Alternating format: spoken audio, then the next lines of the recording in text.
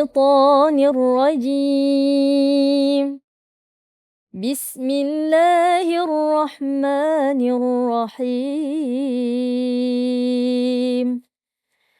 تبارك الذي بيده الملك وهو على كل شيء قدير صدق الله العظيم.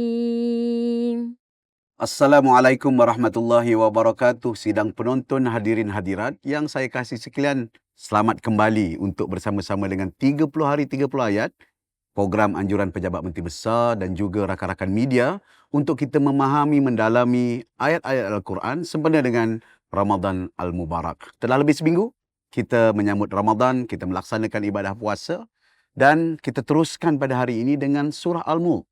Setelah seminggu lepas kita mendalami, memahami suratul Fatihah yang dianggap sebagai pembukaan kepada Al-Quran.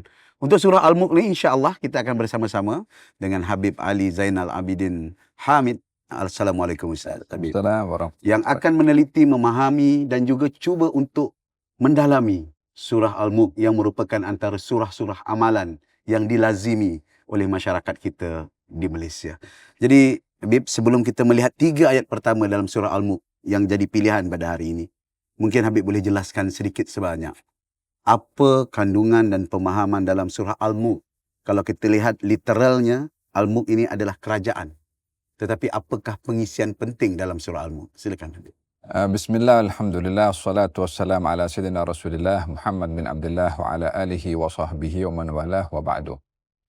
Surat Al-Mulk adalah salah satu surat, ada 30 ayat di dalamnya, dan surat ini kandungannya banyak menceritakan tentang isu akidah, menceritakan tentang nikmat Allah, menceritakan tentang keajaiban ciptaan Allah dan hikmah pada ciptaan tersebut untuk kita bertafakkur, dan juga bercerita tentang nasib orang-orang yang ingkar dan nasib orang-orang yang beriman kepada Allah Subhanahu wa taala.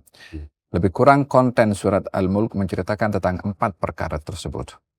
Ayat ini atau surat ini diturunkan menjadi jawaban kepada beberapa tuhmahan yang dituhmahkan oleh kaum musyrikin kepada baginda Rasulullah SAW, di mana mereka merancang, berpakat dengan senyap-senyap untuk merancang satu kejahatan untuk Rasulullah.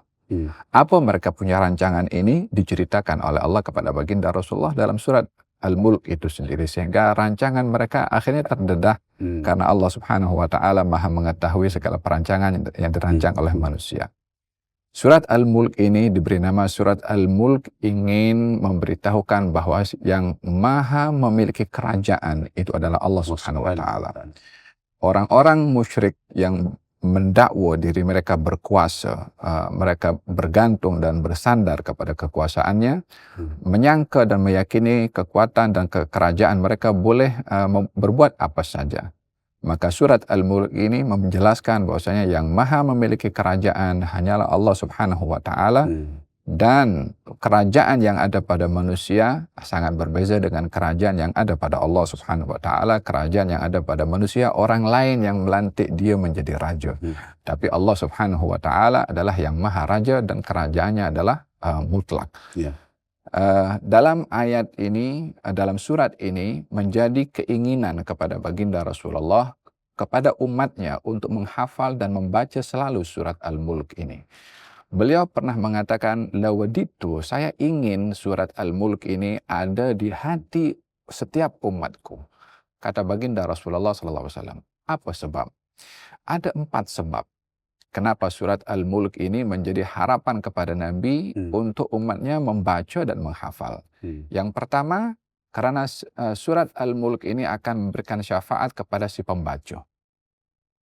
Yang kedua, akan menjadi sebab pengampunan kepada orang yang membaca.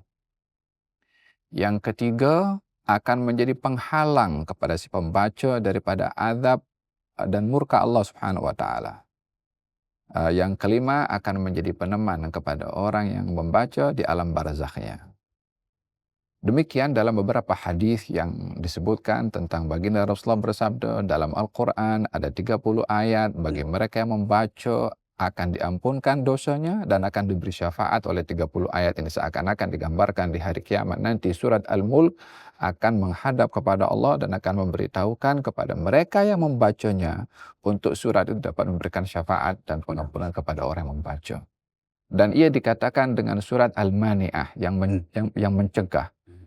Ada satu peristiwa dahulu di mana seorang datang kepada Rasulullah dan mengatakan, "Ya Rasulullah, saya ini dalam musafir dan pasang kemah, dan sepanjang malam saya mendengar ada orang membaca surat Al-Mulk daripada bawah kemah saya."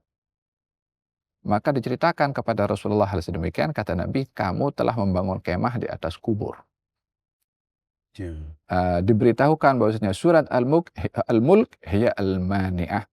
Surat Al-Mulk itu adalah yang mencegah orang daripada azab kubur. Oleh sebab itu dibaca setiap malam oleh baginda Rasulullah sebelum tidur, membaca surat Al-Mulk.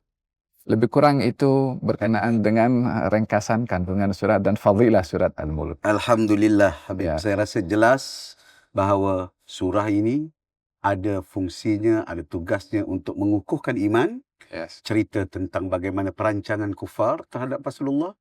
Dan dimulakan dengan tabarakalladzi biyadihil mulku wa huwa ala kulli syai'in qadir. Barakat dengan Tuhan yang maha berkat.